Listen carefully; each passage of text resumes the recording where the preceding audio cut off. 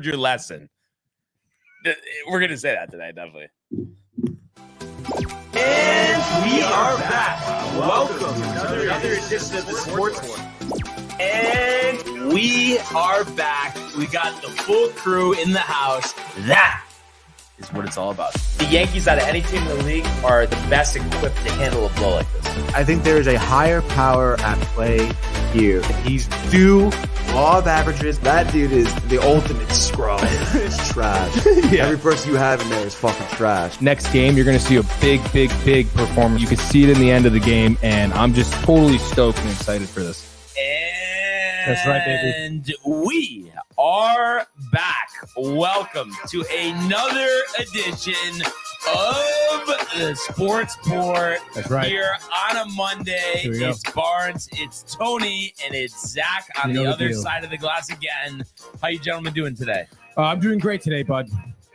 Great weekend, the Poconos. Dude, phenomenal weekend in the Poconos. Obviously, shout out to Luke, the Bachelor, the party. It was absolutely phenomenal. His brothers did a great job of organizing it. Had so much fun. The Airbnb, first time in the Poconos. We were talking a little bit about it before, the show. Beautiful lakeside, family oriented for sure. But we had the casino, we had the steakhouse, we had everything. Oh, you went to the casino? Dude. Yeah, exactly. I didn't know there was a casino. Is it a big one? No, not for my like a local type of casino. Yeah, local. Oh, wait, okay, but were you like hammered because you're like not for my remembrance? Well, because honestly, we didn't we walk in. And I guess it must have been small because we didn't really make it that far to the casino, I guess. Oh, okay. We took a little lap around the bar. I don't know how far it went in, honestly, but everyone was telling me that it really wasn't that big. That was kind of it. But you walk in, blackjack, craps, roulette right there. It didn't really stray too far from that. But yeah, nice casino. It was a little warm in there, which I feel like for casinos is very AC, not enough for the Normally area. they're pumping, the cold air, oxygen to keep you in there. Yeah. But regardless, it was still a nice casino. Very honestly, some of the best dealers, because I played craps for the first time this weekend. Awesome in terms of really explaining things, engaging, patient too. Kind of like you could compare it almost like the relationship with the bartender at a restaurant. Exactly. Sometimes you get that bartender who's just pissed off for whatever reason, doesn't give a shit. Yes. And it's like for a game like craps, first time player. First of all, I don't know if you ever played craps. I played it one time, literally. It's very, very mathematical in terms of statistically what can come out and what you should bet on. So it was great to have someone there to kind of, show me the ropes, dude. Yeah. No, you need that assistance because it could be a little overwhelming if you've never played it before. Oh yeah, dude. And honestly, good game too to go there with $100, whatever. And if you play conservatively, you could probably let that $100 go for at least an hour. Oh yeah. No, I've heard it's great. My friends saying, like $100 lasting them all night. Yeah. Minimum bets or whatever. Mm-hmm. Steakhouse favorite part of the weekend, or what would you say? Steakhouse favorite part. That's tough. I mean, the casino was a lot of fun. That was the same night we did Steakhouse Casino in the same night. But no. I think just hanging out at the Airbnb was really great. The lake was cool. Luke and I canoed on the lake every morning. That was kind of sick. A little morning canoe, the sunrise, getting a little tan, the water. Very interesting lake. Definitely man-made. Wasn't probably deeper than 5 feet ever. On the lake. 5 feet? Literally. Really? When you rented a boat? No boat. Canoe. Canoe. Gotcha. Yeah. So no motorized, vehicles on the lake allowed. So no jet skis, no boats. But it was cool. It was still nice. Obviously, it's giant. It was pretty large. So there's houses all around it, families, paddleboarding, canoeing, the kids, whatnot. But it was dope, dude. Backyard was big. And the Sunny D mixed drink. What is that? Is it just called Sunny D? What's the name of the? I think it's Sunny. Yeah, I don't know but Sunny D something. That's for sure. But it literally is Sunny D vodka. A little expensive, as I mentioned, but nonetheless very delicious. First time having it. And definitely hammering the nostalgia for people our age. Growing up, I drank Sunny D. Yeah. Which how that's still honestly a thing with the whole anti-obesity in children and diabetes and the sugar. I have no idea. Well, they just want to kill all of us. They really do. I mean, I understand. Hawaiian Punch and Sunny D is crazy. Yeah. But it looks like, it's just Sunny D vodka seltzer it's called. And they have a variety pack. I think we did just the regular Sunny D one. Now, if you had to say, and I'm sure this is going to be difficult, that or the Sun Cruiser? I mean, they're definitely different, but I think I would go Sun Cruiser. Yeah. No, the Sun Cruiser is amazing, honestly. Yeah. Now, iced tea or the iced tea lemonade? I think the iced tea lemonade. I think the mix is a little bit better. Yeah. Yeah. Both good though. Both very good. Yeah. But yeah, I think I would go with the mix. But I was just thinking this because I had some sunkers over the weekend, and then 2 rounds of golf. Literally just at a breaking point. Booked a lesson because they didn't have anything this week. Next week, yeah, just can't stop. Not coming through square, hitting it lining it left off the tee, or hitting the tee before the ball, so then it just goes like straight up in the air. Oh man, and it's been like 4 or 5 rounds, or 5 out of 6, like something like that. I just don't have any patience anymore. It's like gotta just. When's the lesson?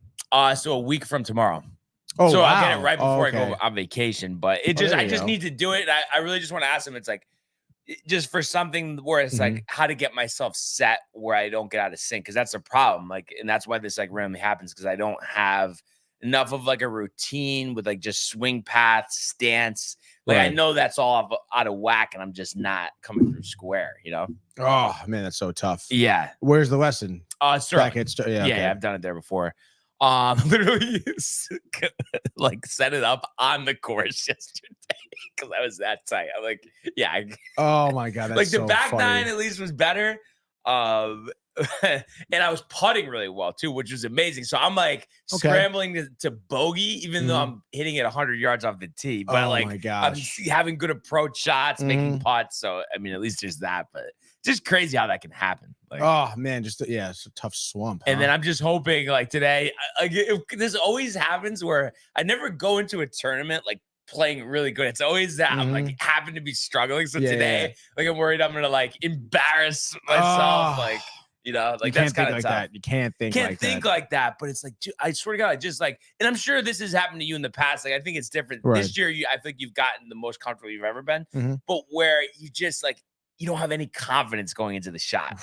And it's I know you can't do that, but it's sometimes that happens. Are you gonna try and hit the range before the tournament, or there's no range there? Oh, yeah, Mill River. Remember where my grandpa used to remember way back. Oh wow. But right, I mean, you've gone through that obviously, where it's you're just expecting nothing basically. Literally. Every shot. It's you're almost unsure as you're going back, how you're gonna. Yeah, I've been there. Dude, tough, dude, right? But I don't even know. I don't know what the explanation. I don't even know what to I mean, I guess the lesson obviously helped, but till then, it's what the hell do I even try to do? And then I'm sure you can picture this too, because I'm just too jacked up to hit. Where it's I can't. The slow swing doesn't work too, because it's either I think that and then swing too fast, or I try to do the slow swing. But then I kind of stop as I'm getting to the ball, so then it just goes to the right. You know what I mean? So I can't. You don't follow through. It sounds pretty like a mess, huh? Right? A little bit, dude. But I mean, because it's such a mess, I feel like it's gonna be an easy fix, though. Yeah. And I think too, maybe I'm going ahead of me hitting the ball too. I think my body's moving too. You know what I mean? So then by the time I'm thinking that's what it is. Because picture my body comes through first before my arms do. Then that would make sense why everything's just going slashing down to the left. Yeah. It seems like maybe I think you're just overthinking it really at this point. True. And then also too, when I do make solid contact, then I turn my wrist and then it just goes way left. So I feel you just got to keep your head down the whole time, wrist stiff. Yeah. But it's tough. Happens. But you know what else makes it harder is when it's so hot out. You're sweating so much. No, I have the worst sweaty palms of all time. So you know, double glove? Can't. Why not? No, I mean, I guess I could, but I don't have a right-handed. Right-handed glove because you got left in if you're right-handed. But yeah, dude. I mean, I know I'll get through it, but I just wish I could go to the lesson tomorrow. It's annoying that I have to wait a whole week, but they don't have any availability. Maybe you can text the guy before the tournament today. A couple pointers, just real quick. Oh man, Zach, I forgot. Do you golf? Yeah, here and there. I haven't been in a little bit, but I'm trying to get back out there soon. Yeah. What would you say the average season? How many times do you usually go? 3-4 times type of deal, or a little more than that? I'd say 10. Probably. Oh, okay. That's Last solid. year I was just getting into it, so I was going all the time with my friends. But this year. Just been busier, but I'm trying to get back out there again. And I golf a lot in the fall too. Yeah, because I have the course like right there. So and it just like the way the weather is now, I could not be more excited for fall golf. It's gonna feel so amazing. It's just way too humid right now. Oh my god, yeah, it's gonna be raining all week this week too. I'm pretty sure. So it's just like, oh. But your hourlies, it's probably not. Right though, like I haven't even checked them, but I'm just saying. Yeah, it's true. It is supposed to, but regardless, it's probably gonna be muggy anyway. Yeah, but I'm saying if you can think about it, like how often this summer have we had a whole day where it just rains all day? That never happens. It lasts for a couple hours. Yeah, very true. If that. And I do see. I know everybody's a little caught guard with the time change here, but your mother asking about that says, "Hi fellas, why are you on early? Golf tournament assignment." So we had a little early start here, so we appreciate everybody waking up to join us. A bunch to get to. I just wanted to mention this off the top before we kind of recap, what happened over the weekend, the golf, the baseball. What they were talking about on DNR kind of extensively this morning about, two things, but we'll start with the Eli Manning conversation. He's going to be eligible for the Hall of Fame for the next group. They just enshrined some members over the weekend. And also too, it's funny, you could tell Dave, and he said he was, but just like the way he was talking about it, was so bothered that they had the Eli Manning jersey day at Yankee Stadium yesterday. Like, yeah, definitely. Just like, I don't want to see him in a Yankee at all. Good first pitch. I mean, you heard though the extent of that conversation with Eli, or not too much of that? I mean, we were in the studio here setting up, so it was on in the background, so I heard a little bit, yeah. But I mean, where are you with it? Because to me, it came off as Dave's a little defensive of Eli. Not and like I said, I know you can't take away the runs. I mean, those were unbelievable, right? But I feel like he fails to acknowledge that if you look at the numbers, the years, there were a lot of seasons that were mediocre, and I think he doesn't really answer to that. Yeah, I mean, you're right, and I think maybe Dave was getting a little defensive. And you look at these numbers here; I got them right in front of me here. At no point did he lead the league in anything really other than interceptions, right? Which happened three times in his career. Which again, I mean, you bring that up, like Dave even brought it up too. You look at some of the greatest quarterbacks, or quarterbacks considered to be great: Peyton Manning, Brett Favre, even Aaron Rodgers up there too. They're winning league MVPs. They are winning league MVPs, but they've had years where they've led the league yes. I think Brett Favre has the most interceptions in NFL history. Yes, in NFL history, right? I think Peyton Manning is top 10 at that point. So it's just like, I don't know. If you want to look at it like that, in terms of just the numbers, I think if you want to look at someone who, like, is this guy eligible or should he be in the Hall of Fame? I think you have to look at it like in terms of specific scenarios, not just numbers, his impact on the game, his impact for the team that he played for. And I mean, like you said, I think those two runs that Eli had are impactful enough to warrant a Hall of Fame induction. Yeah, I mean, I kind of see that, but it's tough for me to ignore that. I don't even think he was a top 5 quarterback 1 year of his career. No, I mean, he's not. He's not. But again, I mean, it's not about just stats for the Hall of Fame, though. I mean, I don't know if that's how you feel, but it is like those 2 runs. I mean, you're bringing 2 Super Bowls to New York. You obviously come from a very, very highly touted football family here, and not to mention, I mean, the guy was an absolute Iron Man. He played pretty much every game. Yeah. Right? Like he had the longest start streak in Giants franchise history. Until they benched him. McAdoo, which was Smith, ridiculous. Back in halftime. So stupid. And I don't know if you remember, it was like the first or second year of his career. I think it was the second year. He was supposed to miss a month with a separated shoulder. Didn't miss 1 game. And then that stretch carried out, obviously, like his whole entire career. So there we go. Yeah. I'm looking at actually every year. It's 16 games, 16 starts here, which is kind of crazy. And yeah, I mean, again, you want to look at maybe the end of his career with the Giants. Obviously the guy was dwindling. Yeah. But I mean, look at the team as a whole. I mean, the whole organization was going downhill. So, but you know what else is tough? I feel like though, when you talk about so many other quarterbacks during that era, like I feel like you don't put him ahead of anybody. Even Brett Favre, like even all those interceptions, all of that. I still feel like there's a general consensus that Brett Favre was a far better quarterback than Eli Manning. Even though he threw all the interceptions and he won only 1 Super Bowl, that's just the sentiment that I get. Yeah, I guess so.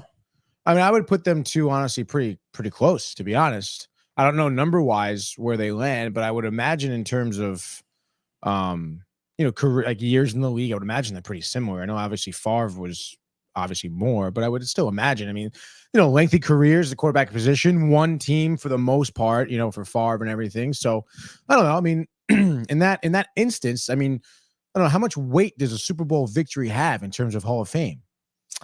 Well, I feel like it's just part of the puzzle because Jim Plunkett, not in the Hall of Fame, 2 Super Bowl victories, but then you look at his numbers, they're really not good, but different eras, so it's a little different test. But like with Eli, for instance, too, I mean, you look at all the years. So, I mean, if he is in 04, last year was 19, what's that, 15 years?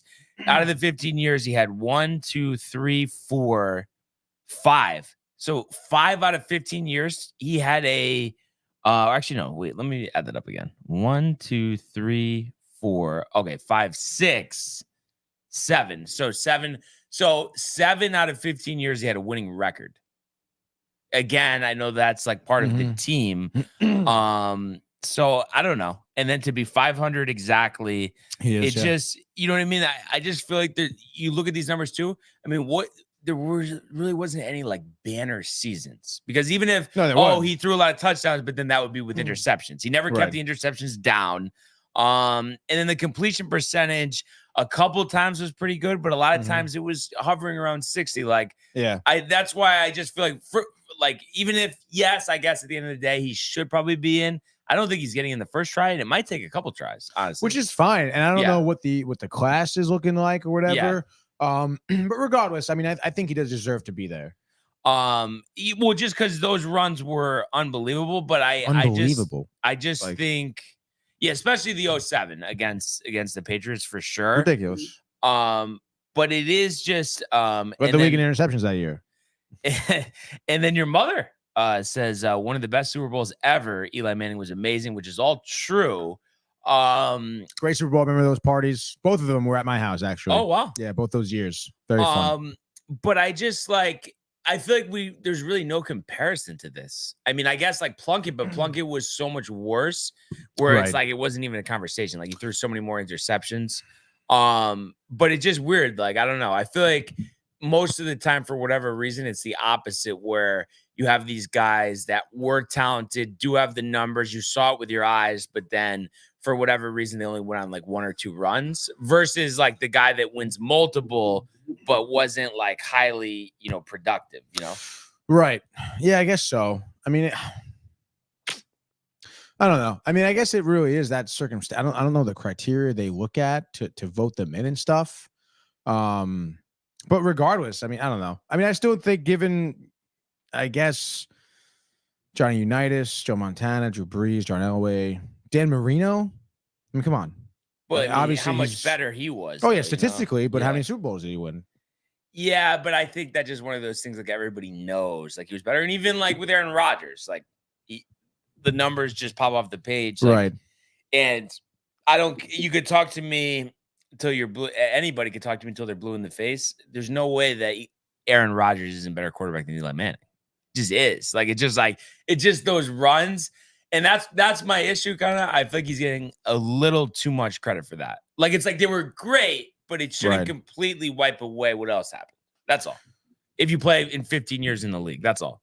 Yeah, no, I guess so. I mean, dude, he took down an undefeated Patriots team. Like that's pretty significant. Right. But I'm saying, so we're basically basing his Hall of Fame candidacy on 8 playoff games that he went 8-0 and had ridiculous numbers, but then we don't care about anything else. Madison Bumgarner? I don't know. He's not going to get in the Hall of Fame. You don't think so? No. Come on, dude. His postseason numbers are ridiculous. But he didn't do it long enough. He really didn't, though. If you look at it, I mean, I'll pull up his stats right now. I feel like he had, if I had to guess, first of all, like that we would say acceptable, where these are seasons, 25 to 30 starts, ERA, no, but up to 350. How many of those seasons do you think he had? My guess would be at most 5. Of an ERA below 350 or below. Yeah. You think only 5? Mm-hmm. How many do you think? I would say 8. All right. So let's see. And right now he's 35 years old. Mm-hmm. Oh, it says he's a free agent, but nobody wants to sign him because he's gotten hammered. No, he's a bum now. Okay, so those seasons, and we're doing okay. So he does have more than I thought. 1, 2, 3, 4, 5.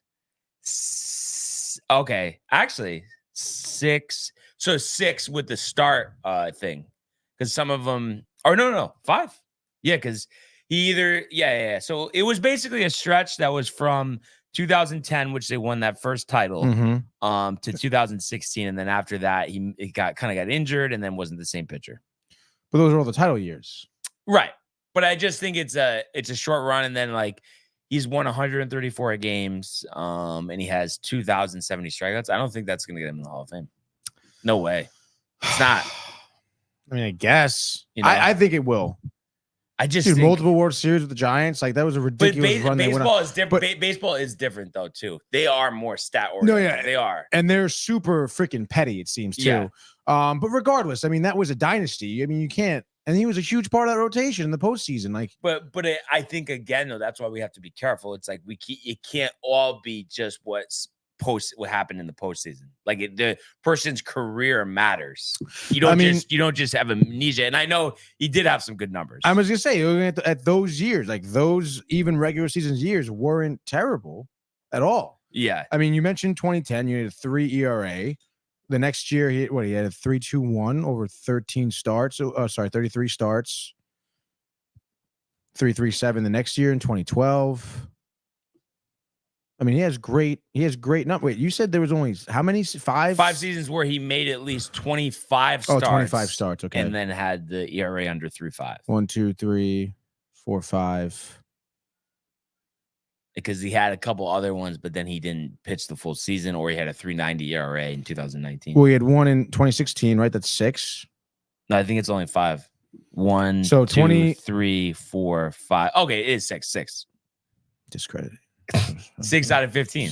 Kind of similar to Eli Manning. It is exactly, which is why I made the comparison. But I'm just saying, I think that those are both people who warrant a. I can't, but you're not. What about though? Like only 2,000 strikeouts. I mean, how many guys in the Hall of Fame have 3,000 strikeouts? And he only has 134 career wins. Again, I mean, after that run, I mean, yeah, he obviously went downhill a little bit. You mentioned the injury. The whole team, obviously was looking different at that point. Yeah. So, I mean, I don't know. I mean, I still think that run, though. I mean, you're talking multiple World Series with that team. I mean, it was crazy. Yeah. Like, that's a crazy run. Just like Eli Manning beating the Patriots in both Super Bowls. Like, that is crazy. But I think, though, the one thing that we can't overlook is, like, because also, too, like, the Hall of Fame is supposed to be the best that have ever played whatever sport it is. And I just feel like, you look for an extended run. And It seemed like it was just a little short based on the amount of years that he played. Especially, he really tapered off after 30. He did. So if he stopped playing, you think he would have went? You think it's like? No, I'm saying either way, it's not as long of a run to be a Hall of Famer. There's a difference between a good pitcher and being a Hall of Famer.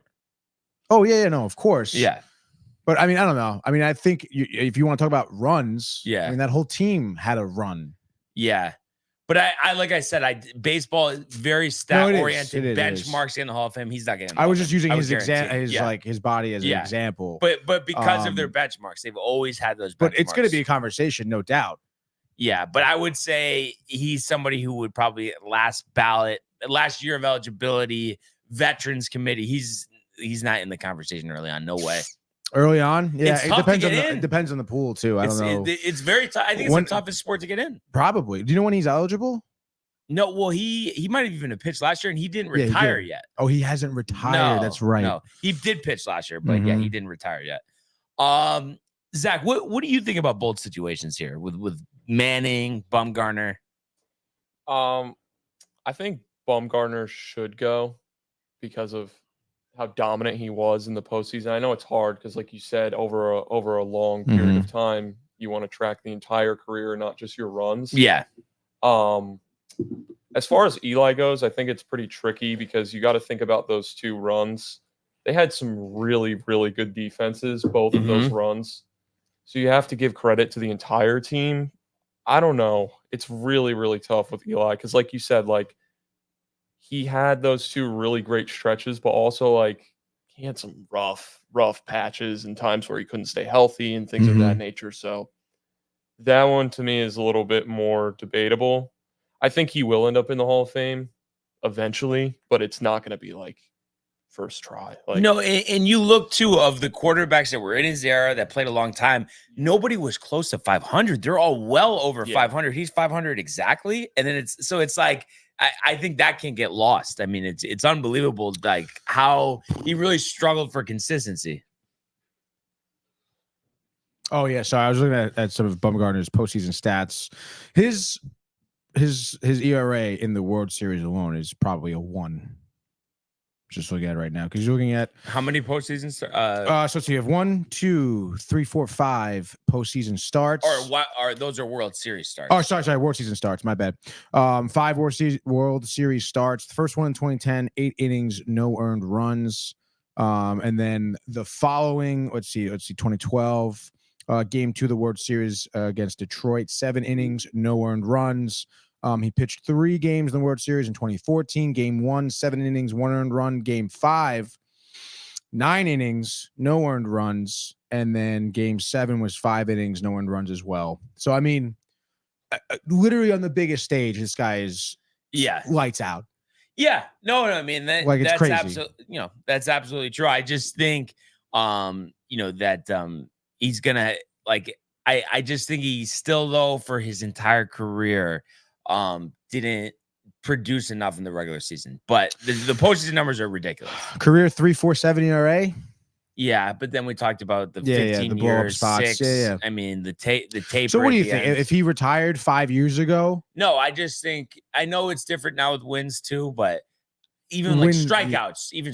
I mean, 2,000 is very weak. 2,070 over 2,200 innings pitched. Yeah, that is weak. It's not even 1 inning. But right.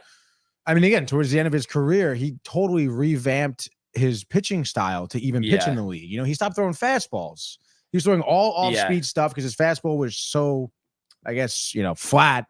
So I mean, he just started became that type of pitcher, I guess, not really going for the strikeouts.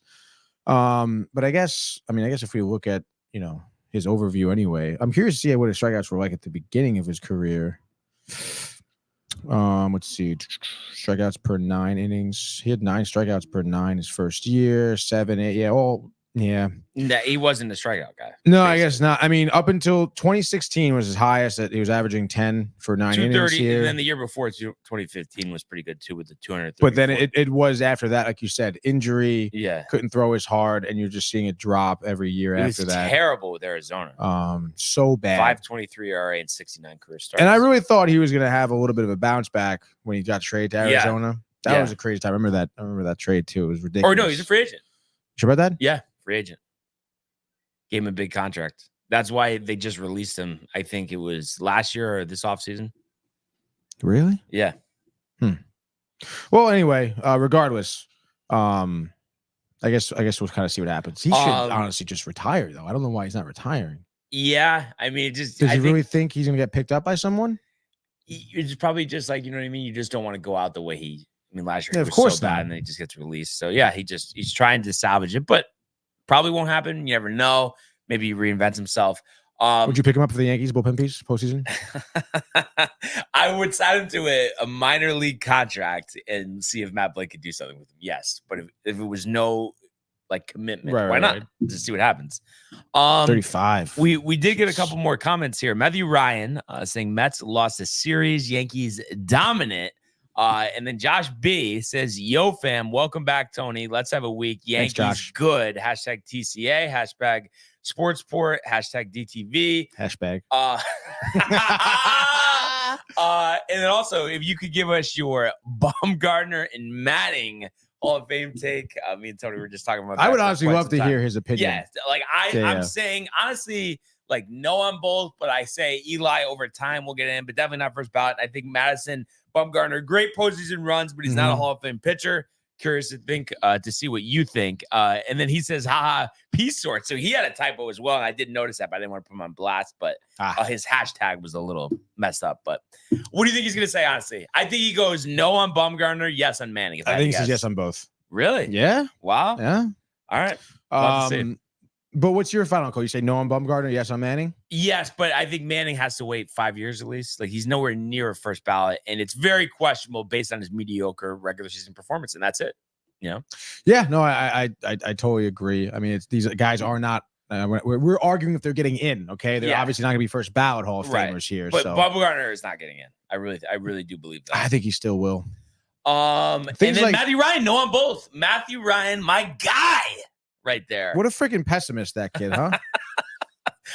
One thing other quickly too. I heard them talking about Dak. Prescott. Cowboys kind of playing hardball with the contract. This is his last year of his deal. Stephen Jones has even said, like, oh, you know, the way the cap works, you can't pay these bloated salaries. Right. And Ray was arguing, obviously a big Cowboy fan, but he was like, that doesn't make any sense. The teams that win, they do that. They pay the guys that are really talented the money. Yeah. Are the Cowboys botching the situation? I mean, I think it's kind of ridiculous to say that. Because I mean, listen, the Cowboys are like one of the most profitable organizations, sports organizations, like there is right now. I don't know if they're the most, but they have one of the biggest payrolls. They make the most money, and obviously, like they're the Cowboys. Like it's they're no joke. In terms of playing hardball with Dak, I mean, again, like we're talking about Eli Manning, someone who has shit post regular season numbers, postseason runs. Yeah. Dak has kind of the opposite here. So there's no doubt where this guy is good, right? But I mean, what has he really won for you lately? No, he hasn't. But isn't it a scary thought for them next year? Trey Lance, your starting quarterback. Yeah, no, that's something they definitely obviously want to avoid. Yeah. But also like Dak's got to like understand that that's where the Cowboys are coming from. You've botched it in the postseason every freaking year you've been in there. Right. Like barely making it past the first round, botching it, like not being able to, you know, spike the ball in time runs out and you lose the game. Not even an opportunity.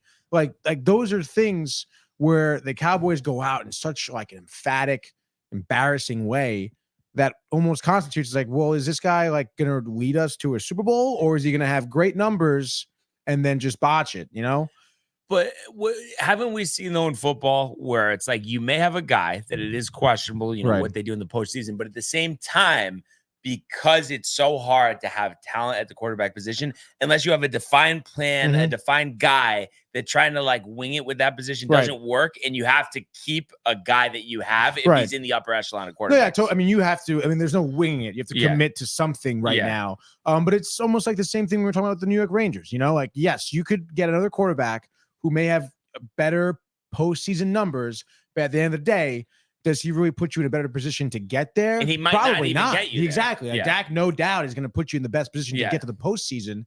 Is he going to do it though?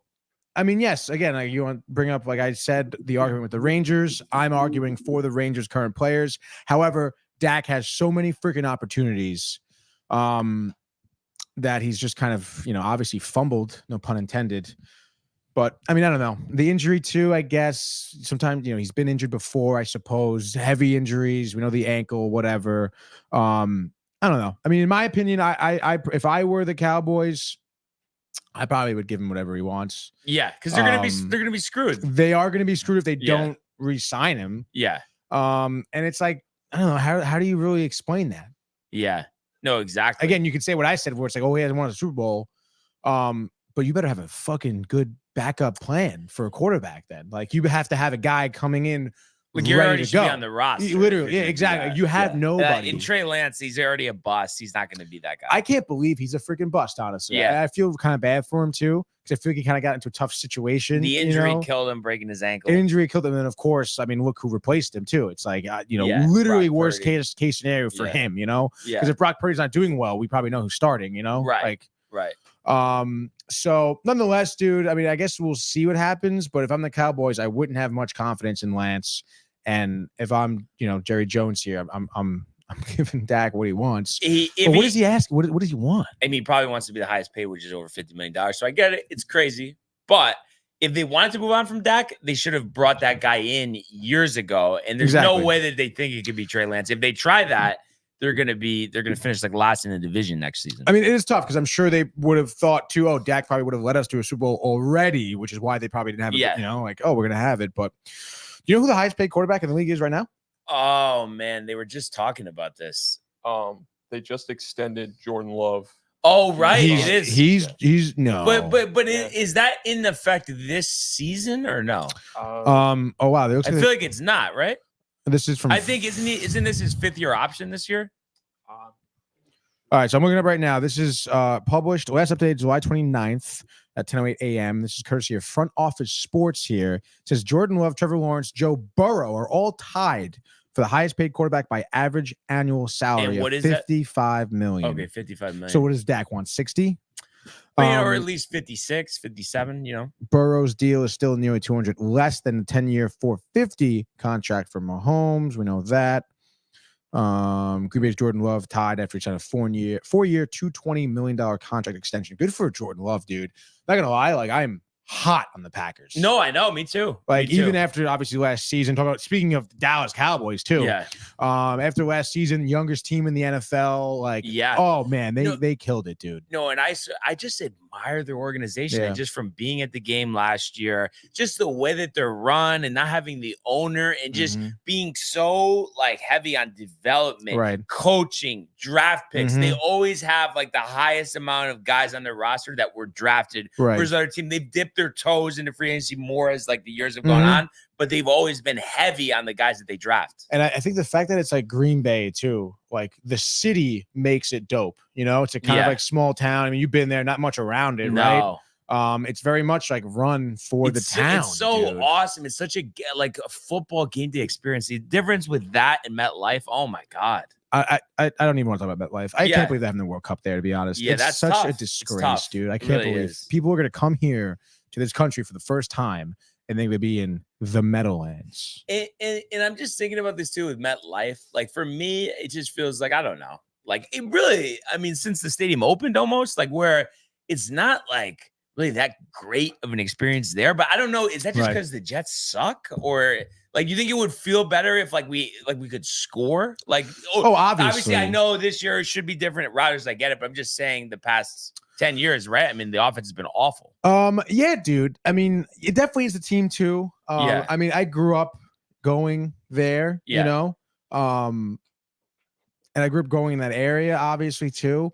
That area fucking sucks, dude. All right. It took them literally my entire life, Brian, to build that mall. Yeah, the mall. Great American Dream Mall. Great American Dream Mall, yeah. And it isn't even that great, okay? Yeah. It's so it's so expensive. It's a ripoff to go. You have to pay like $40 to park, dude. Yeah, okay, crazy. It's a fucking ripoff. All right. And it was just an eyesore driving down there. You're in the swamplands, dude. There's nothing else near there. All right, you're near Newark, New Jersey. Not great. There's trains. There's IKEA. There's nothing good over there. And I'm trying to think too, is there even any room if they wanted to like acquire land and like, you know what I mean, build stuff around it? It's a fucking marsh. How can you build on that? It's wetlands. Yeah. Like it's all like, what are you gonna do? I don't even know. You have to like obviously do whatever you need to do to the land. And I'm sure that's what I mean. You need to bring in civil. You know how much money it's gonna cost? Like you're better off bulldozing that stadium and building something somewhere else, dude. I don't know why they weren't able to get something in the city. That would have been sweet. East Side, I believe. Yeah, but I'm sure maybe it was too much money. And the fact that the Jets and the Giants share the same stadium that's in New Jersey, by the way, is such a fucking disgrace. Well, and I think it's just the Jets because it's always going to be known as kind of like Giant Stadium. The Giants are the brand. The Giants are the team. They need their own stadium. Jets used to play at Shea Stadium, you know? Yeah, I do know that. Yeah. Where do you think the Jets stadium would be if like the Giants keep MetLife, Jets move out? I mean, it would be very hard, I feel like, for any organization really to build a new stadium inside Manhattan. Yeah. Westchester? Staten Island? Westchester? Mamaroneck? No, it probably would have to be like right above the city in New York, Westchester County, maybe Pearl River, Tappan. I mean, don't you think they can like finagle things where they knock down where the Westchester Knicks used to play, buy some buildings around it, or you would need so much more land. You have to dig out like so many different things. I'm telling you right now that I would make an advocate. I'd be an advocate to put it on Staten Island, and not just because I'm from there. Oh my god. But obviously, I mean, they just built a brand new. It would be a nightmare on game day traffic, though. It would be awful. Forget about it. Oh my god. I mean, if you really think about it, people in the city are able to take the ferry in. Right. You could drive over from New Jersey. Connecticut people are fucked. I'm not worried about Connecticut people. Oh my God, dude. You don't need to hammer that, Tony. I'm just saying there's probably like almost just as many people from Connecticut go to the games as they do from New York, honestly. Because it's kind of close. Like there's a lot of Giants fans in Connecticut. There are. I think we have to do some type of survey, some type of focus group on that one.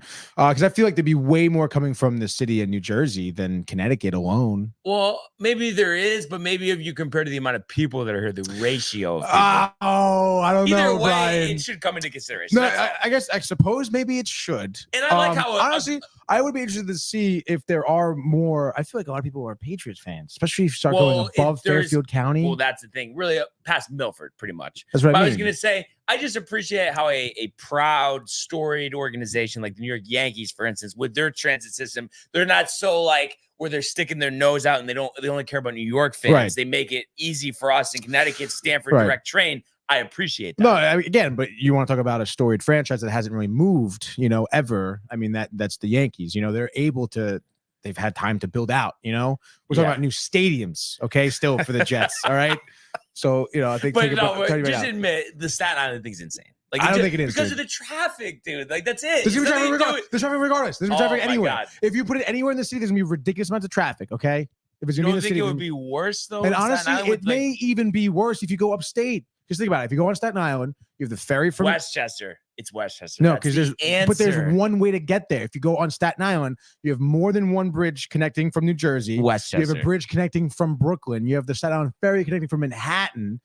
And there's enough land. All right. And you can be on the fucking beach. Lower Manhattan could be your fucking horizon out there. I'm telling you right now, dude, they just built a brand new facility that's track and field, whatever. There's so much land over there. For like, take down the track and field facility. Take that over. All right. There's a bunch of fucking empty land over there. Bullshit abandoned buildings. I'm telling you right now, dude, Staten Island would be the way to go. Even go to St. George if you wanted to. We got to bring in Zach on this. Staten Island or Westchester for the Jets Stadium? I'm a Connecticut guy, so I don't really know like the logistics of like Staten Island and like how a stadium would fit in there. It'll fit. Tony, this is one of those things. There's 4 bridges and a ferry that you can get there. Okay, 4 bridges. Really, I shouldn't even ask him that because it's like a ridiculous question. I mean, he doesn't know for sure though. Like, come on. He does.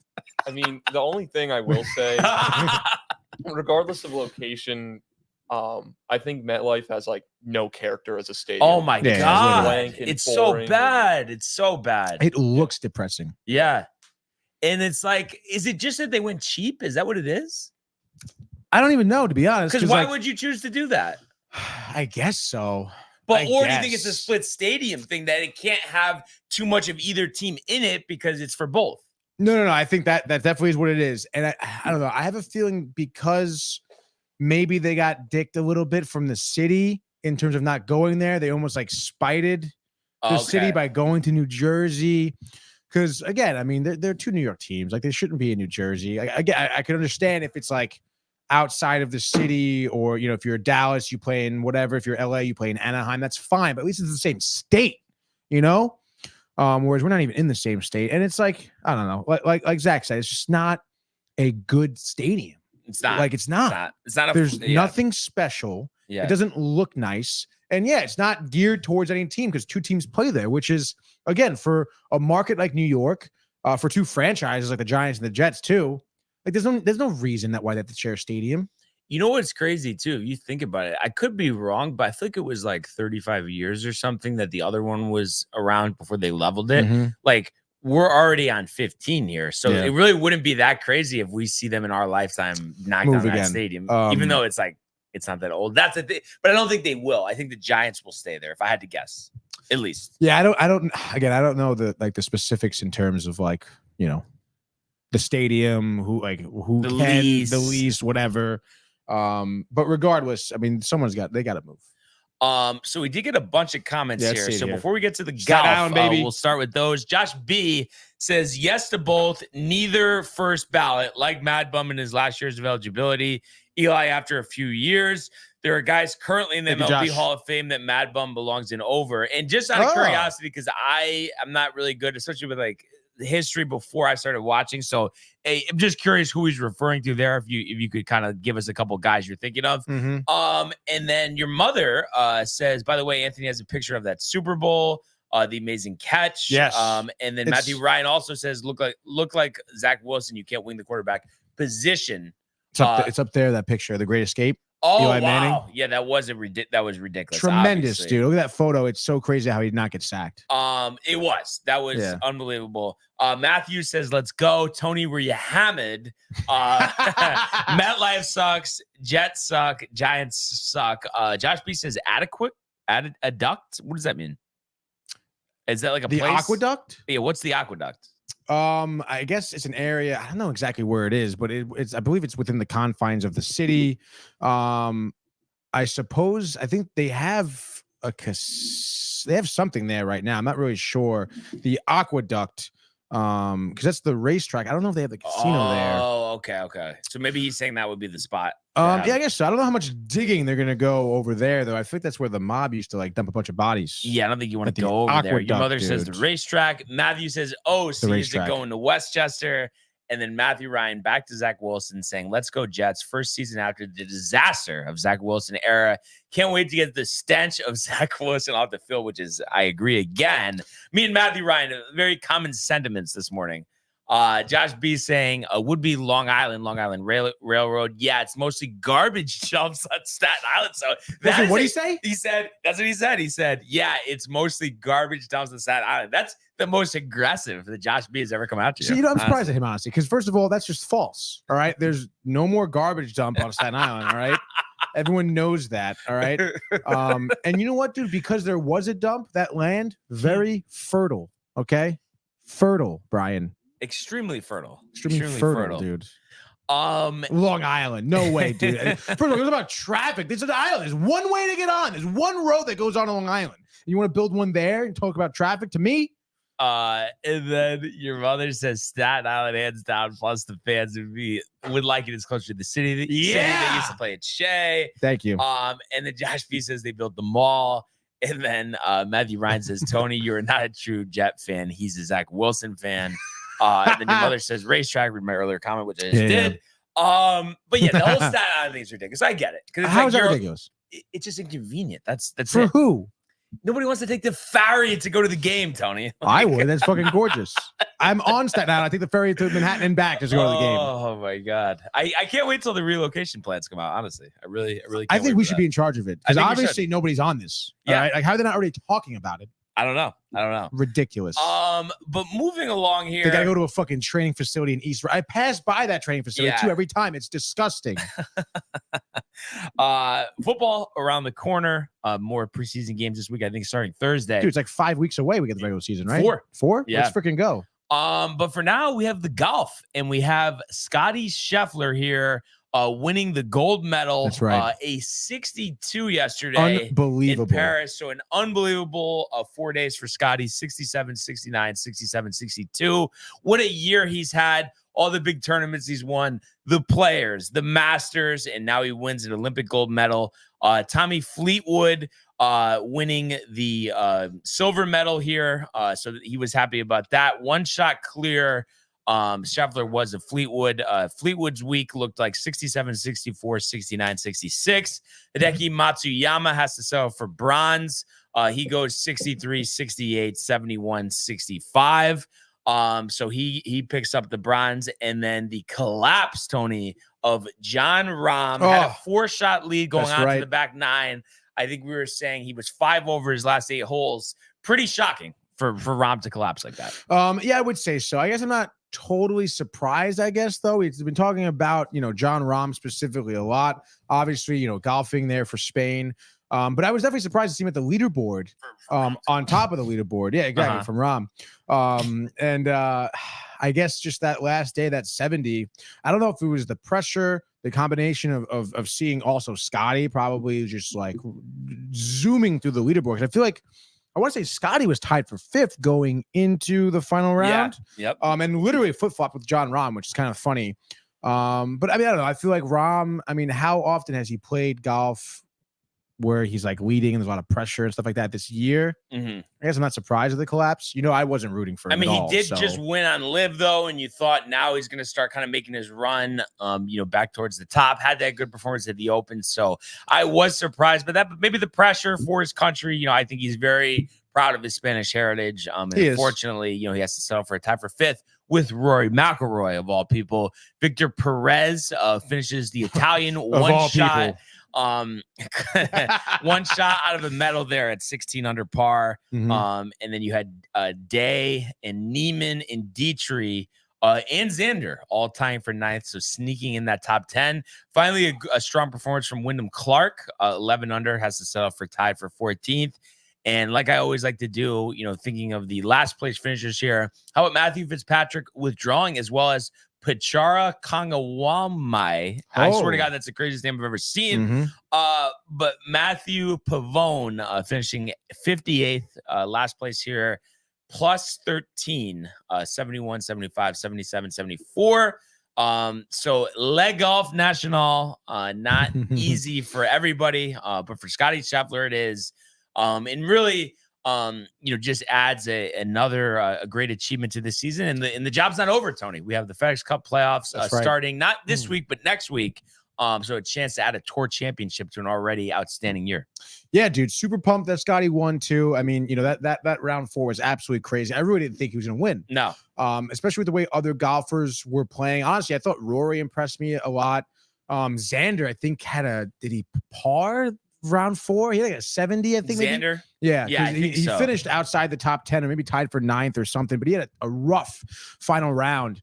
That kind of drove him out of contention. And of course, with the way, you know, everyone else was kind of golfing as well. Plus 2, 73. 73? Yeah. Jesus, dude. Yeah, so a little bit of collapse from him too, which is tough, you know, for the defending gold medalist. But I thought Rory, in my opinion, it's actually kind of funny because I feel like a lot of the things I saw of like highlights of Rory were bad shots. So I just assumed he was doing way worse. And then when I tuned into the final round, I was like, oh, he's actually not bad. Was golfing well. Yeah. Which was, you know, I'm sure good for him. Nikolai Holgaard too, I thought golfed pretty well. Yeah. Which is pretty funny because, you know, I feel like he hasn't really done much this year. Your boy, Thor Bjornsson, I think was in there as well. So I think it was some, you know, cool competitive golf. The course was beautiful, I thought, and it's cool to see, you know, I guess a tournament that I was this interested in that was outside the PGA too. That's kind of, you know, Olympics. Yeah, exactly. Sweet. So yeah, it was cool. And I guess for Scottie too, I mean, in terms of like golfer of the year, does this play any factor in it? No, but not he had 6 wins on the PGA Tour, so I think he doesn't need this. Right. But well, I'm just thinking with 7th. Xander, like it's, you know, like it's still head to head with them too. Don't you think though that it's like if one of them is to win the Tour championship, that will be the tiebreaker in the player of the year? No, absolutely. Yeah, that's why I was asking about this gold medal thing because if it gives Scottie an edge, but if not, that's fine. But still, I mean, it's going to make still for these two guys to be, you know, playing the best golf they can, obviously for the rest of the year, as short as it is. Regardless, cool tournament. And 19 under for the winning score too, way lower than I thought. Yeah, because of the pace that was set in the first day. That's right. If he does end up holding on to his massive lead in the FedEx Cup point standings, do you think if Scottie Scheffler is given that 2-shot lead as the points leader is at Eastlake, does anybody chase him down with a 2-shot lead starting the tournament?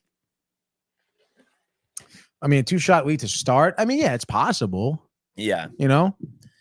But some guys are way far. You know what I mean? You got to think about it. Yeah. I mean, so that's only the guys. So then it's 2, then it's 3, then it's 4. Then it's 5. Right. But there's going to be guys who are going to be, I'm sure, close starting to him. 10 shots back, though. So, you know what I mean? There's only going to be maybe 6, 7 guys that are going to be within 5 shots. But those are going to be probably the best guys. Yeah, not every guy like that was started with the 2-shot lead wins. Like a lot of times they don't. But it just feels different because it's Scottie. That's all. That's true. I mean, if you're that golfer going with a 2-shot lead, do you think you would feel any more like relaxed?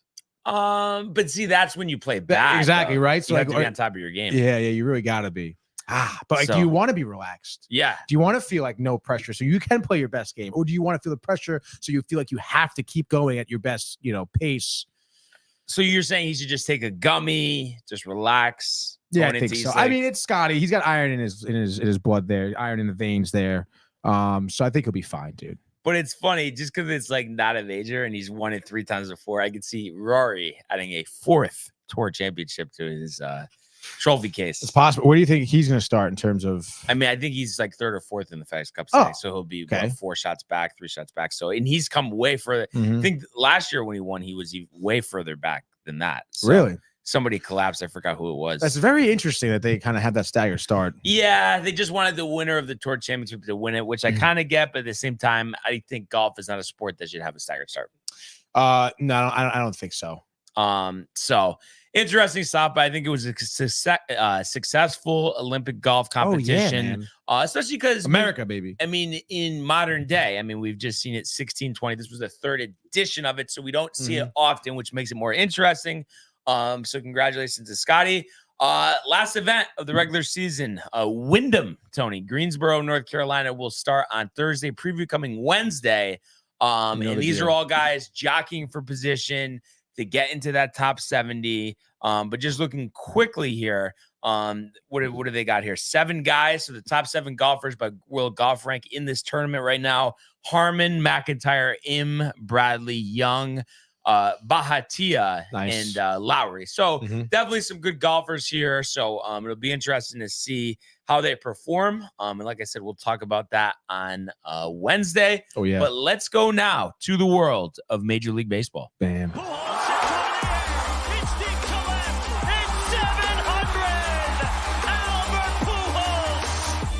What a play! Stop it! Yep. And Alonso cracks one of the Mets win the ball game! Out of sight! And it works at 100 miles an hour. 14 strikeout. Drove deep to left field. There it goes! See ya! All right. So what a weekend it was. The New York Yankees, and it doesn't start on the best note, but they end up taking 2 out of 3 from the Toronto Blue Jays. So finally winning a home series here, winning their 3rd straight series, and winning 7 out of 8 games. Is it kind of unbelievable, Tony? Who would you have thought when I was in your pool Friday night watching them blow that 3-run lead to the Red Sox that they would win 7 out of the next 8? At that point, I mean, I guess not specifically, Brian, but I mean, at the end of the day, I mean, you kind of always assume that the Yankees are going to bounce back at some point. You were just enjoying it while it lasted, kind of. I was more about like enjoying the Mets winning as opposed to like worrying about the Yankees. But that's just me. No, but I think you even alluded to before. You do get a little chuckle. There is a little part of you that does when there is a Yankee struggle, which is fine. But I feel like you've said that before. Yeah. Exactly. I have said that. Well, because again, it's just nice. Again, just like you with the Kev do, I have my Yankee fans that go back into hiding when the Yankees are losing. But I mean, that's with any fan base. But do you think, though, and it hasn't really been that long, and the Mets have had a good run, and Kev, you did comment, and we have a couple of Josh B comments, but Classic. You think that he kind of set himself up for, like, what I've kind of been, the back and forth banter? Because it was Beach Bash, I mean, to start off the vlog, Brian, yeah. It's like, well, Kev, right, or no? No, I mean, yes, David did it to himself, and I don't know if it's the poor timing with the classes and the workload he has. But then, you're just not around as much now, which is fine, but obviously you're going to get the chirps. But again, like any other team too, the Mets are going to bounce back. I'm not really worried. We can get into that as well. And the Yankees will probably continue to as they're doing, which is fine. It's exactly what we anticipated. All right. But I'm just saying, I think don't you think though, just in general, people are very quick, to go after, like if there's like a kind of a chirp back and forth with teams, and then, but when the tables turn, they don't expect it. And it's like kind of tough for them, I think, honestly. Yeah, I guess so. I mean, I don't know. I feel like I don't think Kev Do is having a tough time with it. I think he's used to it. Yeah. I mean, he just, because I mean, being a Mets fan for so long, I'm sure he is. Oh, yeah, of course. But a couple other comments here. So your mother says that you haven't had a garbage dump in years. Matthew Ryan says Tony doesn't know locations and good quarterbacks. Look at last year. So a little bit of a shot there for Matthew. And then your mother saying, I don't know locations. Your mother says, not to mention we have better food. Yeah. It seems like the Staten Island defense running in the family. Not to say that I haven't enjoyed going there, but it just seems like there is a little of that facts going on. Facts, Brian. The Materiello family blood. And then Josh B saying there are a list of names that don't belong, people we've never heard of. Ozzie Smith was a defensive wizard, Hall of Fame worthy, maybe. Definitely not for his hitting. That's interesting. But yeah, he definitely was insane as a fielder, but you don't usually see that too much. Kev Deuce says, let's go. We want the smoke. What up, guys? Early start. I see. Have a great show. Hashtag TCA, hashtag DTV, hashtag Sportsport. Yeah, so, back to the weekend here. Like I said, the Yankees end up taking 2 out of 3 on Friday. Like I said, didn't get off to the best start. And really, who put them in the hole? I mean, I think the offense looked good in this game, but was Marcus Stroman. I mean, he only goes 2 and 2/3, gives up 8 hits, 7 runs, 1 walk, 3 Ks. So ERA now over 4 at 4.10. Only threw 64 pitches, but kind of, with Stroman, if you think back to last year, par for the course, just does not seem to be a second half pitcher in recent years. So you hope he could turn it around, but he's certainly, working himself down in the Yankee pecking order in terms of starters. So, right away gives up 3 in the first. So that was just one of those things that we had gotten away from. That was something big that we were doing in the midst of the struggles.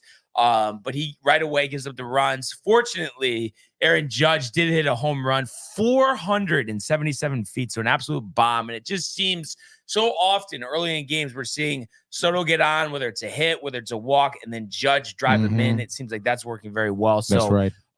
That cut the deficit to 3-2. But Stroman just gets hammered in the third inning here after finding the second. Gives up 4 more runs in the third to make it 7-2. Yankees try to pull their way back here. A Volpe homer made it 7-4. A Wells single made it 7-5. But then they give it 1 more run in the 6th, 8-5, and that ultimately ends up being the final score in this game. And if you look at the offense, I mean, 5 runs, 10 hits. 2 for 7 with runners in scoring position, which isn't horrible, but a little better might have helped. 7 left on base. And you look at the offensive performers, Judge with 2 hits, Wells with 2 hits. He's been a revelation at the cleanup spot. And Anthony Volpe's been on fire, 3 for 4 with that home run, which was his 10th of the year. Bullpen does a pretty good job. Tonkin gives up the 1 run. Other than that, from the third inning on, I mean, they pitched the rest of the game, only give them 1 run, only giving up 5 hits, over the course of 6 2/3 innings. So pretty good performance out of them. But unfortunately weren't able to come back in that one. Saturday, different story here. Carlos Rodon getting the start. And he pitched well. Wasn't a perfect outing, but he gave him 5 1/3, 3 hits, 3 runs, 2 walks, 8 strikeouts, ERA down to 4.37, his 12th win of the season in an 8-3 victory. Jose Barrios was on the hill for the Blue Jays. Gives up 5 over 5 innings, striking out 6, but giving up 3 home runs. And in terms of scoring for the Yankees, after Vladimir Guerrero Jr. homers in the first, which he seems to always do against us, Aaron Judge with another first-inning homer, driving in Soto. So same scenario there. That made it 2-1. A Grisham homer in the second extends it to 4-1. Another Volpe homer, his 11th of the year, makes it 6-1. But then Kirk answers back with a double of his own to make it 6-3. Yankee bullpen holding on the rest of the way and adding 2 more runs on offense there, a Volpe single and a Wells single. So that made it 8-3 and relieving Rodon, Jake Cousins, Luke Weaver, Tommy Kahnle, Mark Leiter, and Clay Holmes all combine to shut the Blue Jays down and not allow any runs. And Clay ends up coming on for the save because Leiter runs into a little trouble, bases loaded, so gets a save despite the 5-run deficit, tying around on deck, that type of thing. And at the end of the day, it's an 8-3 victory for the Yankees. But I really think an underrated thing, and yes, Jazz has helped and, other guys are heating up. But one of the biggest things I think in the turnaround, and I've said that these guys are important for the Yankees, is the production of Wells and Volpe. I think that's what really makes this team go. Those are the supporting guys, those younger guys, getting big hits for them right now. I mean, yeah, dude. I mean, we talked about it, almost all season for Volpe, through his slump and everything, expecting him to bounce back out of anybody, which he is doing right now. And the addition of Wells, your everyday player right now. I mean, you got to love that. Like you said, young guy attributing to supplementing, the big 3 players that you have, as well, as you have some other guys, even DJ, getting some highlights in this weekend as well. I mean, you played all around, great team baseball. The offense has been pumping. At the end of the day, what do you have? 17 runs over the weekend? Yeah. So that's pretty solid over the course of 3 games. Or no, actually, yeah, you're right. Yeah, sorry about that. Yeah. 5. I was the way I was looking at the scores. You got it, Tony. I get it. Okay. 17, yes. 17. Continue. Which again, you want to think of the offensive woes you had. That's great. 2 out of 3 against Toronto after that tough loss to start off the weekend. I mean, that's exactly what you want. You're expecting 2 out of 3. The back-to-back wins got to feel good. We know that the schedule is a little bit easier here for the Yankees now, as you believe you have the Angels, right? Angels, yep. Off day tonight. So, right. The Angels coming up, which is exactly what you need to, take this streak and continue it. And again, you would imagine Volpe still hits. You'd imagine your pitching staff does well, and the usual suspects continue to hit, and you guys continue to get some more wins here. Yeah. And yesterday, to finish off the weekend, a crazy win. By the time this game ended, I think it was like 7:30. The game started at 1:30, rain delay, all of that.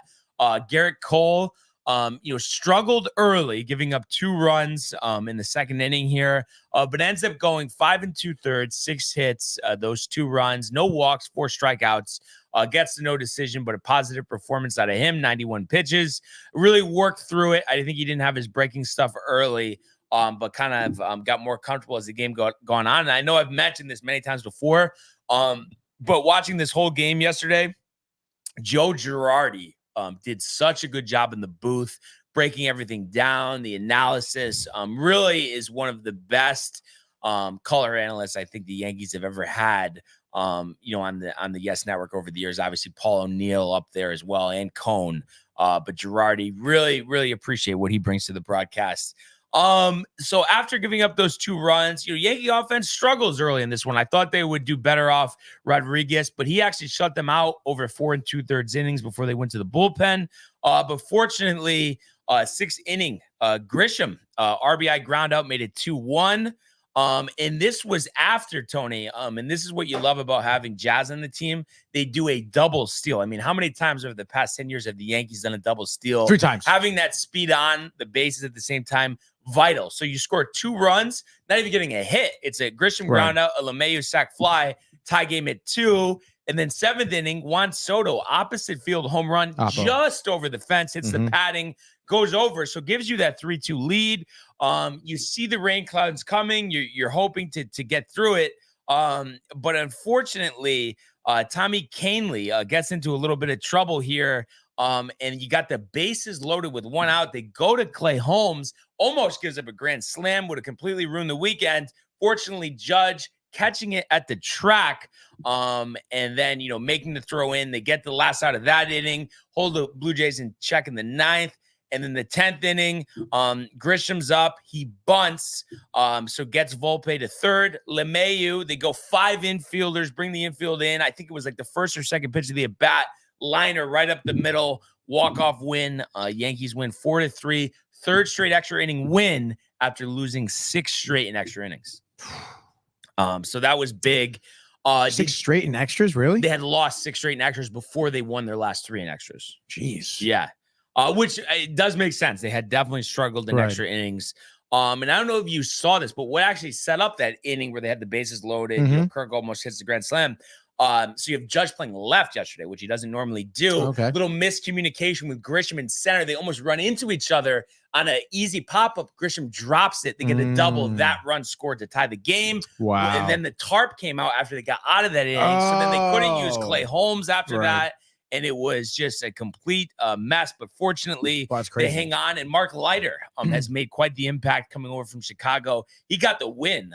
He went 1 1/3, striking out 3. That's awesome. Good for him. So you love to see that. And even De Los Santos got 2 outs there in the 9th inning. So all in all, great weekend. Nice that you get an off day today. Kind of recharge, and then Angels. I mean, you should be able to take care of business there. Nice, you get to an off day at home. That's always a luxury for the players, and it's nice too that Garrett Cole seemed like it could have been one of those bad starts. He recovered after giving up those 2 runs early. Got it back together, but again, expected from him. I mean, you'd imagine now at this point, seems like he is, like I said, getting it together. Come the postseason, I mean, he should be that ace that you're looking for, right? Yeah, no, absolutely. So you love to see that.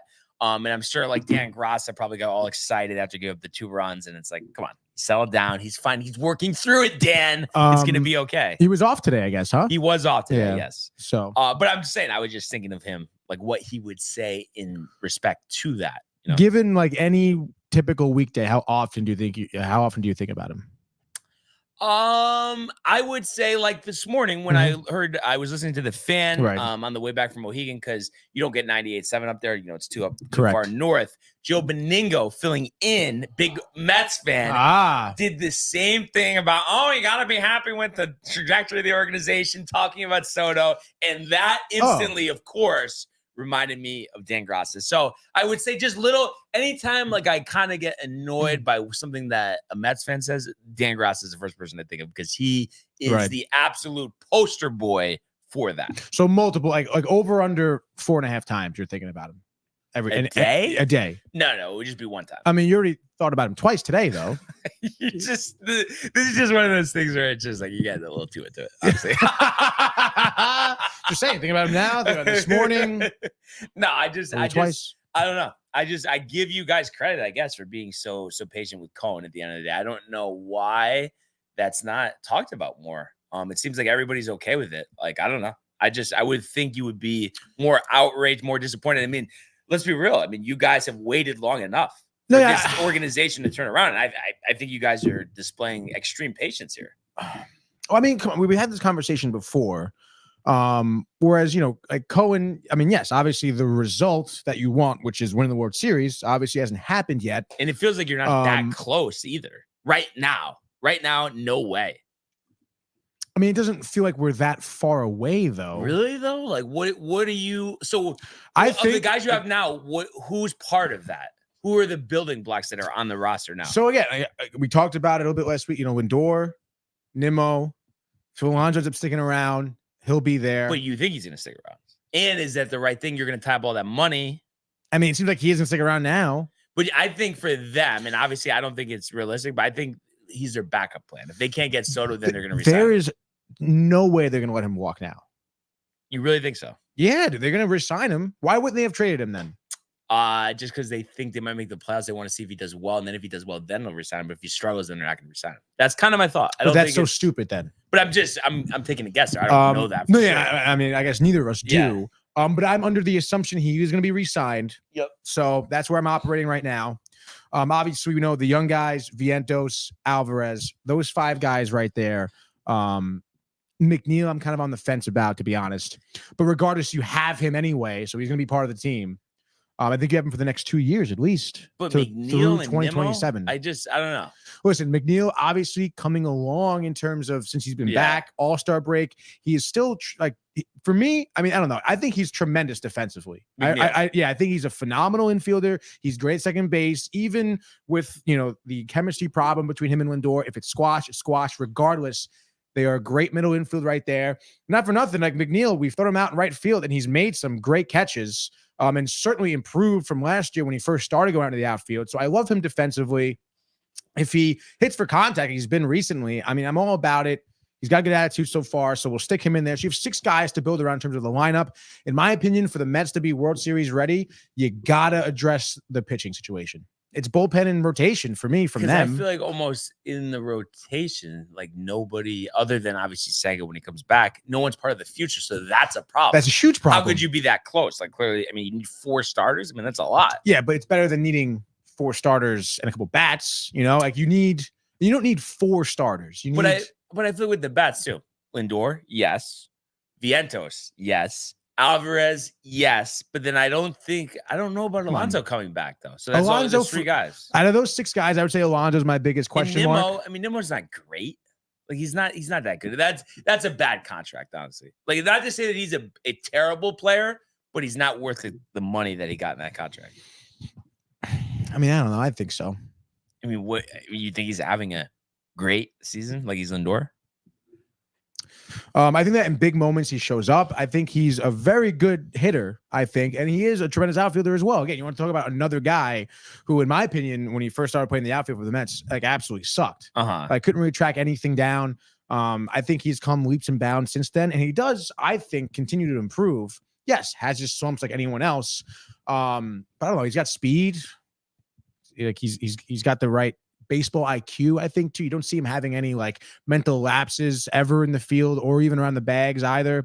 I think he's a great player. Obviously, I'm not saying he's the best player on the team or anything, but again, like if Alonso's hitting, Lindor's playing like he is, I mean, he's a good supplementary player. And in terms of the rotation, assuming Senga comes back healthy and is playing, even like that one start he had this year, he's obviously your ace. You can fill that rotation with, like, again, having 3 great pitchers in the rotation, I think is good enough.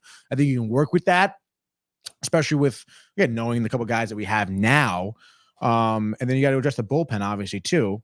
But I mean, there's a million different bullpen guys out there. I think that's, something that's easy to, not easy, but relatively easy to fill, easier to fill than a starter, I think.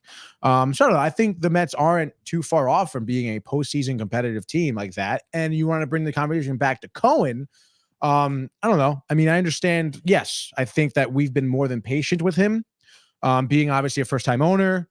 It's his, I don't know, what is this, his 4th season in the league? I feel like it's his 3rd? 5th. 4th? No, last year was his 3rd, I think. Well, his first thing he did, I feel like, was sign Lindor to the contract extension, no? Yes.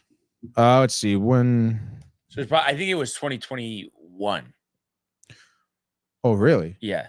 So 21, 22, 23, 24. So his 4th season, yeah. And he said World Series in 5? That's still... Come on, dude.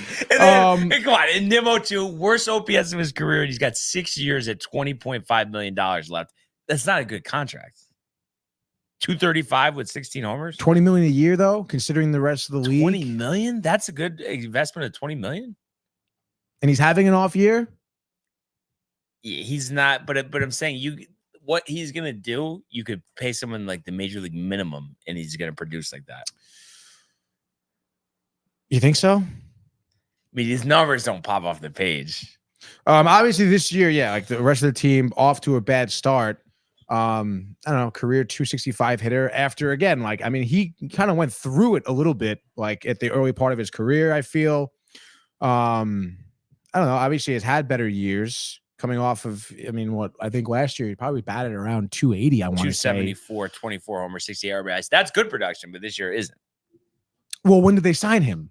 They signed him, I think last year was the first year of the contract, wasn't it? Exactly. So, But 6 more years and he's 31?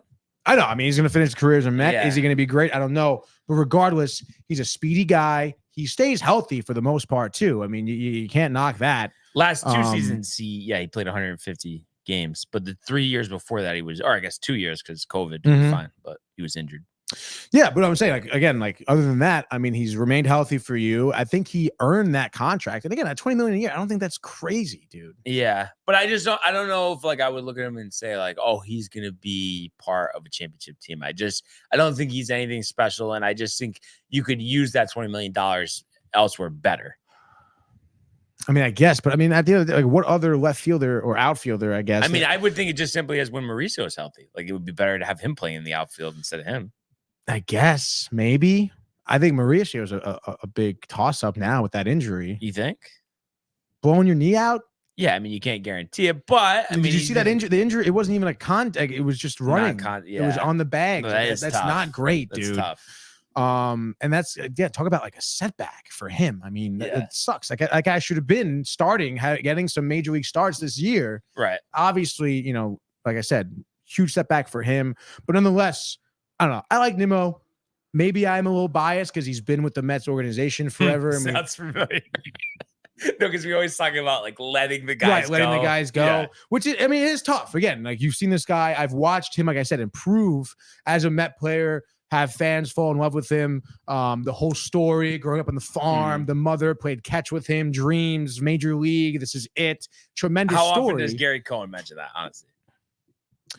Not as often as you would think. No. Okay, dude. I think the last time I talked about it was probably Sunday Night Baseball. They interviewed him between innings. Okay. The mother was in the stands, the video and stuff like that. You know what? Honestly, he hasn't mentioned it enough, Brian. All right. But still, I would imagine that he's going to have a long stand. He's going to finish out his career with the Mets. It's going to be very solid. It's going to be great. Perhaps even a World Series victory in there. And I'm confident in him, dude. And I like him in the lineup. And I think I'm keeping him with that group of guys. All right. I'm standing by Nimmo. I like you're giving out free passes. Like I don't know. I'm trying to think of some pitcher that walks a lot of batters, but what? No, I was saying, like, you know what I mean? Let's say whoever leads the league in walks, I would say, oh, you're giving out free passes like you're Anyway, and I think especially for the Mets too, I mean, to have a solid defensive outfielder, we don't have many, dude. Yeah. He's one of them.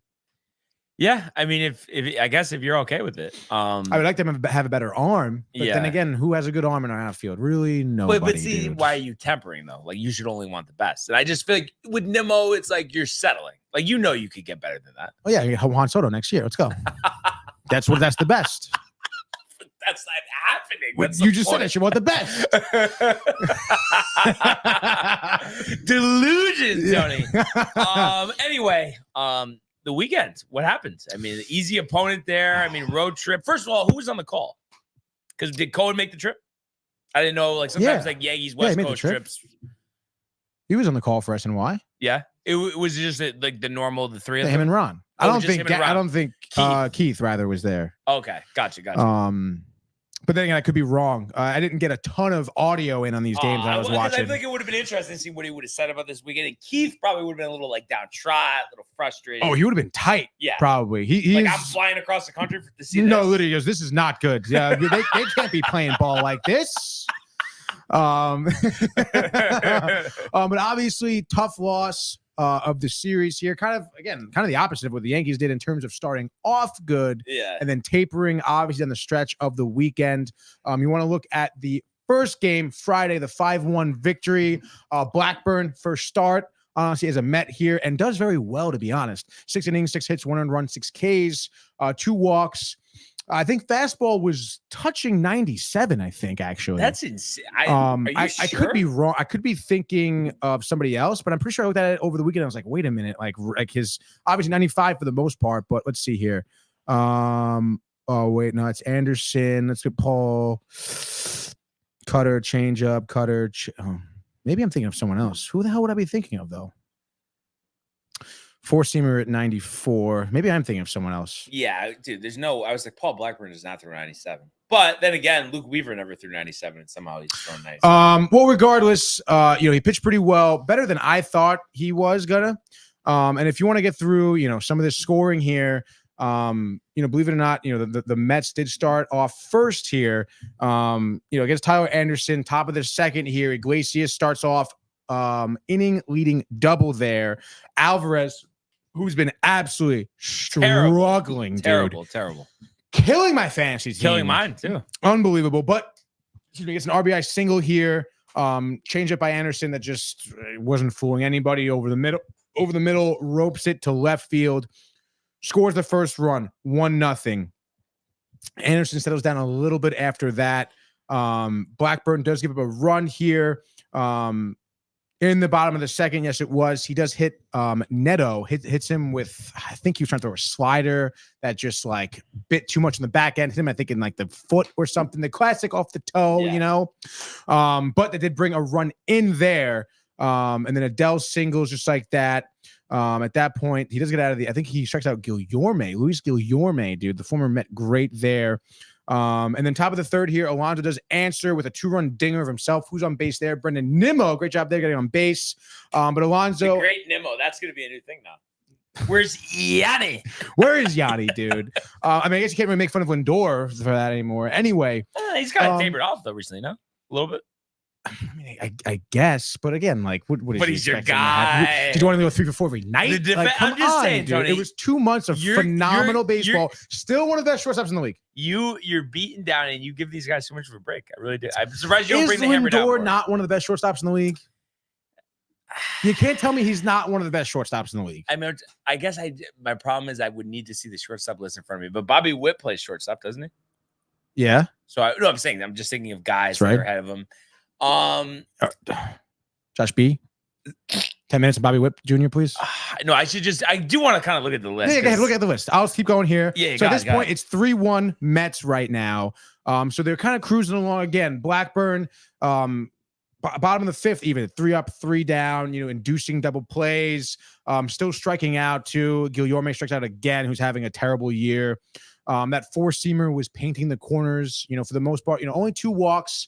So I think, again, his control was there. I think for Blackburn, for me, a very nice start, honestly, at the end of the day. And then you want to look at in terms of the rest of the starting. Your other 2 runs do come in the top of the 6th.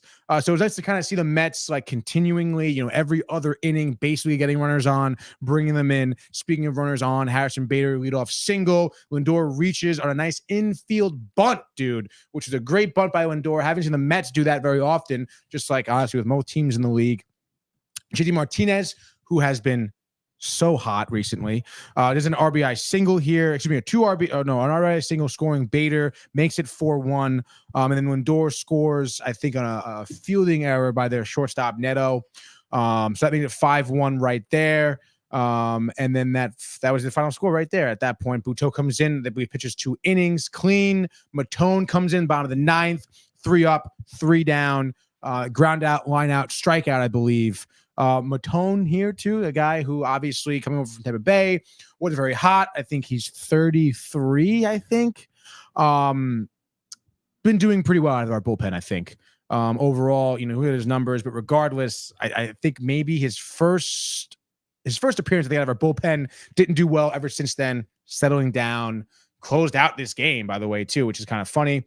And then you want to move on to Saturday. Obviously, this is where things get kind of hairy. You want to look at Saturday. Like I said, these are 2 back-to-back losses. We never lost the series, so not much to talk about here nonetheless. David Peterson on the mound here does a good job. All right. Does exactly what I think the Mets needed him to do. Very interesting how he got taken out after throwing 82 pitches over the course of 6 innings. Gives up 5 hits, 2 earned runs, only 4 Ks, but that's expected from him. But still, I probably wouldn't have taken him out. Yeah. And that's where they kind of got into some trouble here. But nonetheless, we'll get through some of the scoring, which there were not much innings with scoring. To bottom of the 1st here, Kevin Pillar, RBI single. Crazy he's still playing. The former Met Dude, get hit in the face multiple times.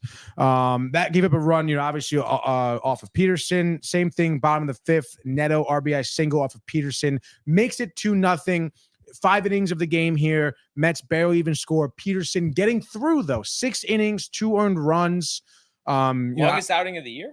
No, he's had a 7 inning. Oh, he had one. He had one 7 inning outing so far. But again, you want to think about now, where Mendoza is going in terms of bringing in Brazoban, right? So top of the 7th, you're down 2-0. I think Angels kind of worked their way into a little bit of a jam here. Leadoff walk by Kraus. Does strike out Taylor with a Lindor single. So you have runners on 1st and 2nd, 1 out. Angels do pull him. They bring in Hunter Strickland. Leadoff walk to Nimmo, bases juiced. JD Martinez, his 2nd grand slam in like 5-6 games, I think.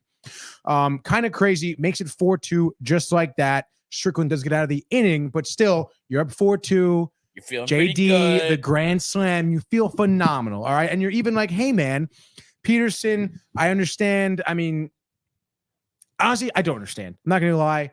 I think this is one of the few mistakes that we've seen Mendoza make in terms of when to pull a pitcher. And you look at Peterson's bottom of his 6th inning. It was 3 up and 3 down. And again, how many pitches? 82. Oh, wow. And it's like, I mean, Peterson never really looks dominant, Right. Even the bottom of the 6th. I mean, it's a fly out, a ground out, and a ground out. His stuff isn't strikeout stuff, but you bring in Brazoban, all right? And it's kind of crazy. The first 2 batters, Adele strikes him out. Face, I think that's how you say his name. Strikes out swinging as well. So, you think things are going to go well. I mean, there's 2 outs already, of course. He gives up a single, gives up a walk. Neto up, 3-run dinger, 5-4, just like that. Hop reaches an infield single, and then he pulls Brazoban. So Brazoban gets 2 outs. Yeah, why are you putting him in that situation? Why wouldn't you let Peterson pitch that 7th inning? 82. Yeah, that's terrible. 82 that's pitches. A terrible job. And I thought he was doing a good job. He was. Yeah. I mean, like I said, this is maybe one of, I wouldn't count on one hand how many mistakes Mendoza have made, at least that I know of. This is maybe number 4 or 3. And it's just like, what the fuck, man? Brazoban, again, traded on acquisition. I'm not excited about him. And I don't know why. I mean, it's a 2-run game. Peterson's pitching well. Wouldn't you want to conserve your bullpen too with the road stretch you're going on right now? Yeah. I don't know what the thought process was. I think it's a really bad job by Mendoza. I mean, just not that this is the right one, but I guess the only thing I can think of is like, oh, he wanted him to walk away with, wow, that was a great start. Let's not ruin it by pushing him for a 7th inning. That's kind of what would only make sense, even though it didn't work out. I know, and it's literally like 1 out away of making it look good. Like Brosman, when he gets up, the first 2 batters go down, and then he just could not get that third out, which is ridiculous. Of course, Young comes in, gets Pilar to line out to center, end of the inning, easy there. But obviously the damage is done, and the Mets couldn't get any more offense going. Joyce comes in the top of the 9th. That's where we saw the fastest pitcher thrown in the majors. 105 miles an hour. 104.7 miles per hour.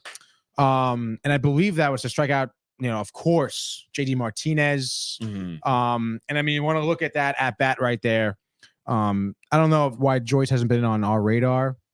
3 fastballs attacking Martinez, 103, 103, 104. He's the new closer after Estevez was traded. Wow. That's crazy. Kind of crazy. And then if you even want to look at that, that inning too. I mean, he starts out, pitching against Lindor in a 1-run game, goes to the off speed right away, sinkers, gets him to fly out.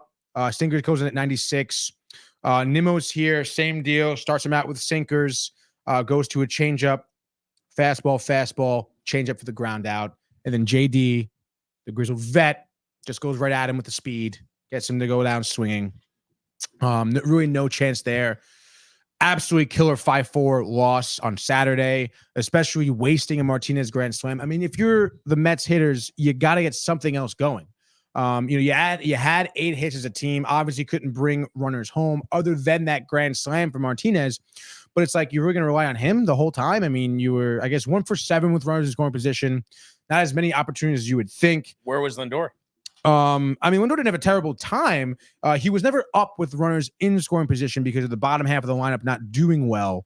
But he was 2 for 5, scoring a run. Oh, by the way, the list is here. There's more names than you think. What was your thought process before we say any names of where he was ranking-wise? League.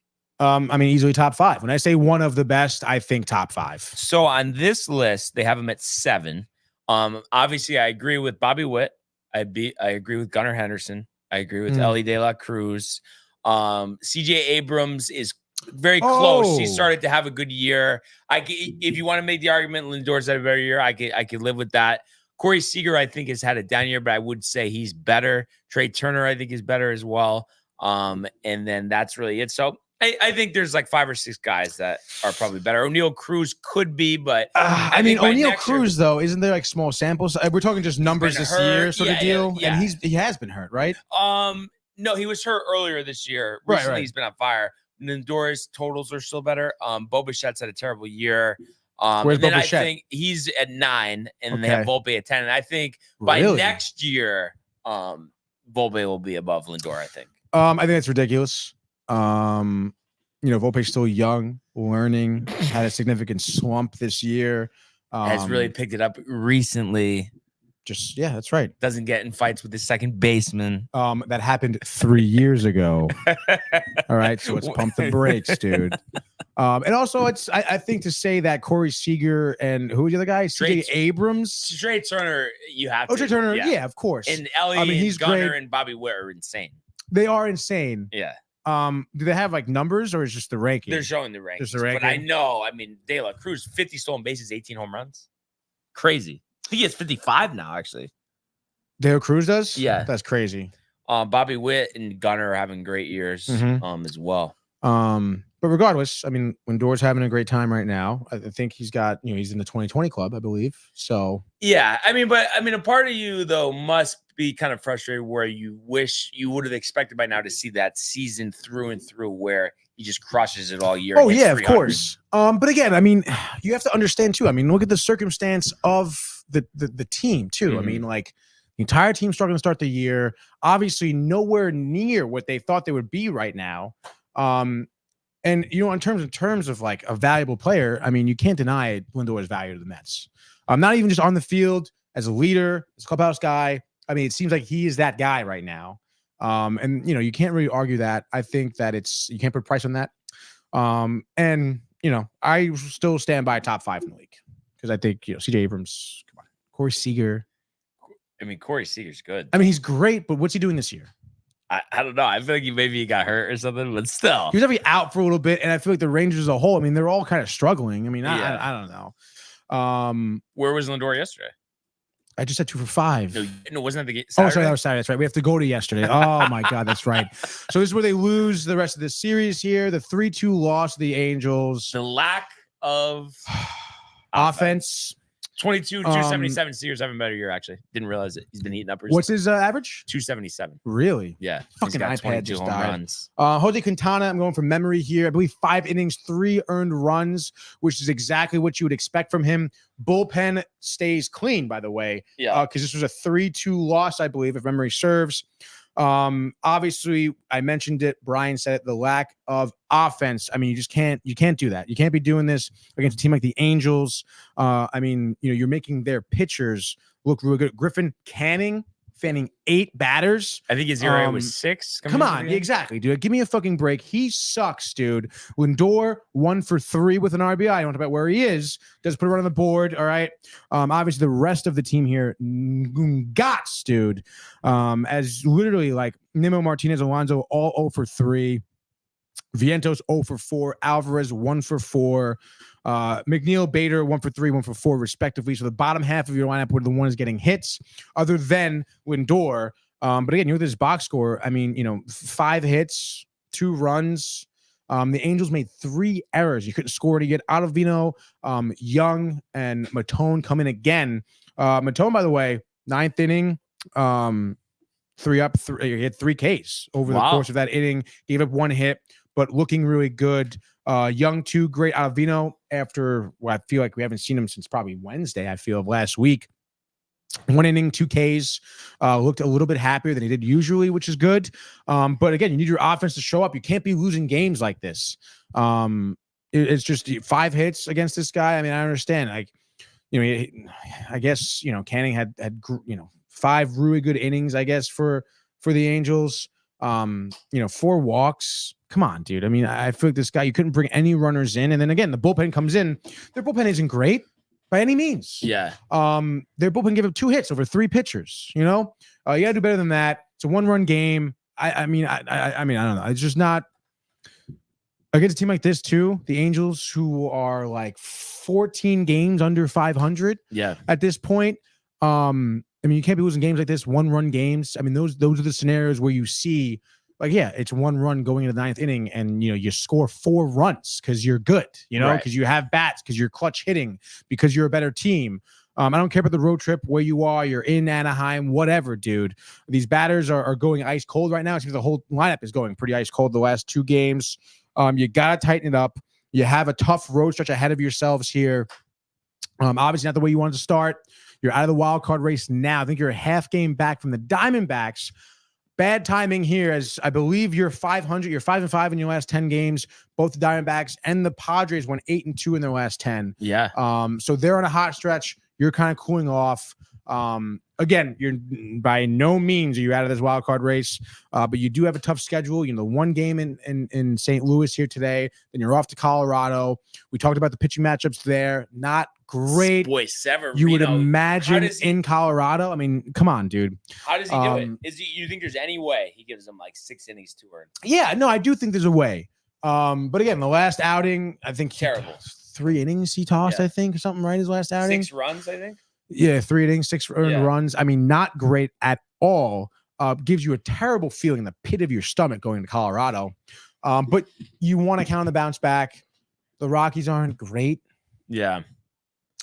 Kind of a tricky spot with the Cardinals here, though. Like, it's a lot of so annoying, dude. So, and then Manaea is on the bump, I believe, coming off the great start, right? That's right. Yeah. I think I saw Kev Dew pick him up yesterday.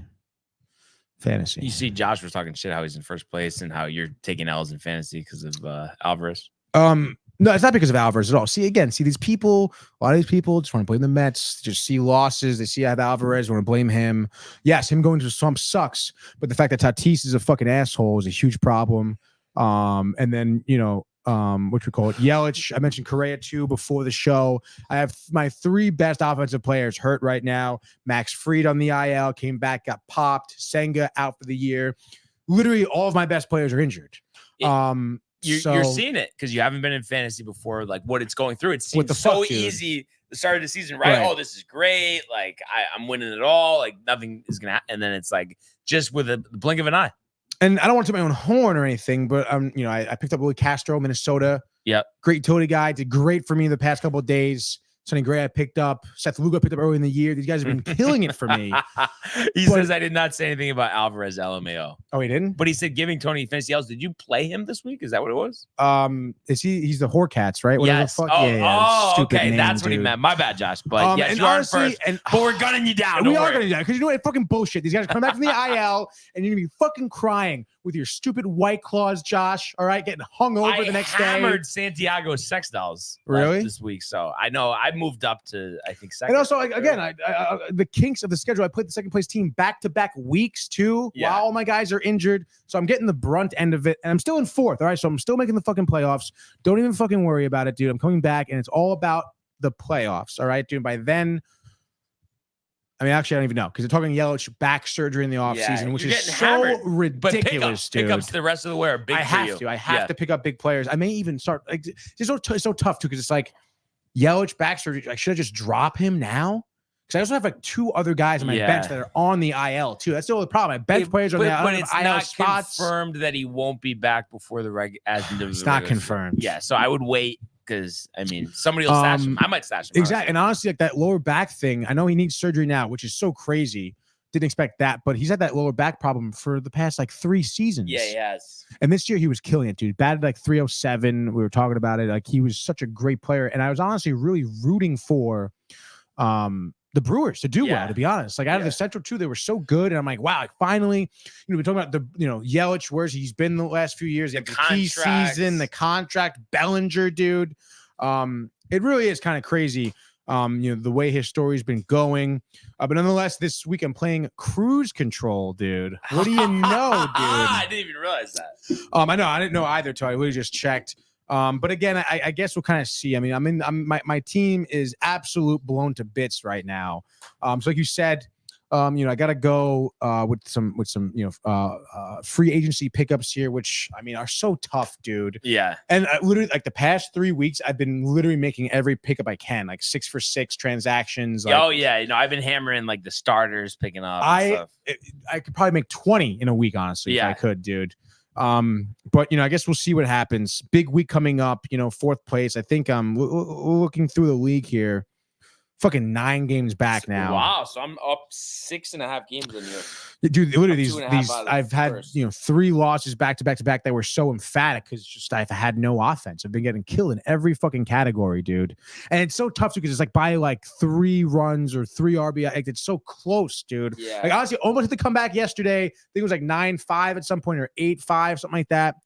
But I just my guys just aren't my good guys aren't there. Good guys aren't there, dude. And of course, again, like I'm in 4th place. I'm playing the 3rd place team now. When does it end, dude? This gauntlet. Yeah. Oh, that's the stretch run fantasy. Gotta be prepared. So tough, dude. How many teams at the playoffs? Do you know? I think 6. All right. I mean, I can check real quick, but almost positive. Josh will probably answer before I look it up, but I think I looked this up the other day. 6, really? Yeah. It's interesting. Well, you thought it was gonna be 4? No, I kind of thought it'd be like 8. 8 out of 10, though. I mean, well, because 6 teams. Well, I kind of thought 10 teams is kind of low too. So 6 teams, but 6 usually make it in 12. That's why it is kind of interesting. And then quick shout out here, Michael Butka meeting Dan Hurley. So he texted me the picture and he says he told Hurley, "You're the man," directly to him. You have no idea how long I've wanted to tell him that. So obviously that's awesome for Michael. Glad he's doing well. I saw the photo on Facebook. Look so happy. Let's go Yanks. Love that, dude. Love that, dude. Let's go. So yeah, good stuff. What the fuck is that, dude? Trying to talk about Michael Buckta here, about the Yankees. Well, he's a Yankee fan. So I haven't talked to him. So I'm saying Hurley, dude. I'm talking Hurley and Buckta. All right. As you would say, the fans, they just can't handle it, Tony. But quick question here. Any concern for you? Mets, I think they've lost 3 out of 4.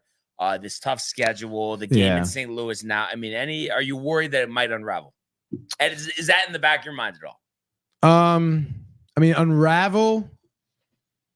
I mean, always worried about that. But I do think that I would expect like a bounce back start. I really do against Colorado. I think our pitchers will pitch well. I think you'd be pleasantly surprised. I know it's Coors, excuse me. Mm-hmm. The ball flight, the home runs. Could be good for the offense. Wake them up a little bit. It's going to be great for the offense, I think. I think it's going to be, maybe the Sevy start is like a, 7-5 win. Yeah. But everyone else, I think, will be all copacetic, all clean. And those long fly balls that would, go to the warning track at Citi Field will be over the fence. Of course, exactly. If they're hit. So, which they will be hit, dude. All right, don't worry. Alvarez is going to be a big bounce back series for him right there in Colorado. Dude. We will see. By the way, the White Sox, who are in action tonight, have lost 20 in a row. I think they would tie a record if they were to lose 21 in a row. But yeah, they're going to play the A's later. So that'll be interesting. Oh, wow. But it is time for a full-on abbreviated baseball frenzy. Oh, fucking A here. New week, it's Monday, new series here. Yankees off, we know that. So we'll start off with the Mets, baby, as we typically do. The one game in St. Louis, it's Manaea against Palante for the Cardinals. Cardinals, another team on the outside looking in. 2 games over 500 in a 57-55 record. You want to look at these two pitchers here. Palante, a 4 ERA. Manaea having a good 3.5 ERA so far. We know the big start. 7-4 record too. The offense has been bumping behind him. The defense has been solid too. Alonso hit his 23rd home run over the weekend. Give me his 24th home run tonight. A big game by the veteran Met player, I guess you could say here. I mentioned Alvarez. Maybe a quiet 1-for-3 RBI double night. Preparing for his offensive explosion in Colorado. I think Manaea gives you a cool, maybe 6 2/3, 2 earned runs, a 2-home run, 2-run home run given up in the 6th inning, making Mendoza pull him. You'll see maybe Buteau come in, bullpen locks it down. Diaz in the 9th, classic. All right, Lindor 3 for 5, couple ribbies. Over under is set at 8.5. I think it goes under here. I think Mets win 6-2, giving the Mets and the under, sweeping this one-game set against the Cards. Brian, your first game. All right, I'm going to go with the Reds-Marlins game. You got a pitching matchup of Nick Martinez, who has been surprisingly good, 5-5, 3.65, up against Rotary Munoz, 2-5, 5.45. Marlins 42-70, Reds 53-58. Obviously, most exciting player in the game right now with Ellie De La Cruz. They did just lose 2 out of 3 to the Giants, 3 out of 4 overall. Marlins surprisingly splitting in Atlanta, but I think the Reds are gonna, flex their muscles here. I could see Cruz running around wild on the bases. 3 for 4, maybe 3 stolen bases. And I think the Reds win this game 4-1. So it's the Reds and it's the under. Great pick there. Next game here, the Giants are starting a series against the Nationals here. Shout out Blake Snell for the no-hitter. Shout out to Blake Snell for the no-hitter. Would have liked him on the Mets, not going to lie. I said they should have picked him up, didn't, whatever, dude, not me. Anyway, dude, first game here of this 3-game set. Logan Webb gets the start on the mound here, 3.49 ERA. Solid year for him. Not a solid year for Patrick Corbin, who's on the mound for the Nationals. San Francisco here, -170, over under 8.5, and the Giants to get that on their own. CJ Abrams, hitless tonight, dude. Matt Chapman maybe getting his 18th dinger. Doesn't really matter, though. I say Giants on the coattails of the Logan Webb phenomenal start. I say Giants win this game. I'll say maybe 5-1. Another Giants, another under for Tony. Former Yankee J.P. Sears looking to send the White Sox to their 21st loss later this evening. I think he'll do it. White Sox, 50 games under 500. A's, no slouches themselves, 21 under. No starter for the White Sox. They're reeling. I really think they don't care. I think Sears is going to pitch 7 shutout innings. I think Brent Rooker hits 2 home runs, and the A's win 2-0. So it's the A's and it's the under. Wow, he took that game, took the A's. Very interesting pick there. Third game, final game for me, dude. I'm going to go Diamondbacks. Mentioned they were hot. I know I don't want them to win because of the wild card race with the Mets, but nonetheless, Zach Gallen can't knock him. 9-5, 3.56 ERA. On my fantasy team. So. On your fantasy team, watch out though. Here's where the prediction changes. No. I'm going D-backs. Logan Allen, terrible year for him. 5.67 ERA, and I mentioned the Diamondbacks were hot, 8-2 out of their last 10. I believe they swept the Nationals like 2-3 against Pittsburgh. The Guardians dropping 2 or splitting the series against Baltimore, and they've been a pretty solid team here. Diamondbacks 7 wins less than Cleveland. Believe it or not, though, taking the hot team. D-backs win. I'm going to say both pitchers get popped. Diamondbacks win 7-6. D-backs in the over. There it changed. I'm going to go back to Wrigley Field. We were just there last night. Sunday Night Baseball, Cards, Cubs. Cubs win. Tonight they lose playing the Twins. Kyle Hendricks on the hill. No, this is not a typo. 6.86 earned run average.